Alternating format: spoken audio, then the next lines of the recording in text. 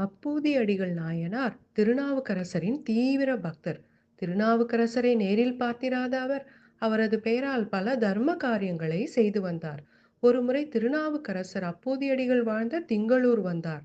அப்பூதியடிகள் திருநாவுக்கரசரையே தம் இல்லத்திற்கு அழைத்து உணவளிக்க விரும்பினார்.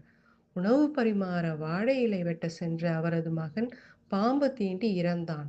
திருநாவுக்கரசருக்கு உணவு பரிமாறுவதில் தடை வந்துவிடக்கூடாது என்பதற்காக சோகத்தை மறைத்து உணவளித்தார் அப்பூதியடிகள். திருநாவுக்கரசர் அப்பூதியடிகளின் மகனையும் உணவு உண்ண அழைத்தார். அப்பொழுதுதான் அப்பூதியடிகள் நடந்ததை கூறினார். திருநாவுக்கரசர் இறைவனின் திருவிளையாடலால் அப்பூதியடிகளின் மகனை உயிர்ப்பித்தார். அப்பூதியடிகளின் பக்தியை மெச்சிய திருநாவுக்கரசர் அவருக்கு ஆசி வழங்கினார்.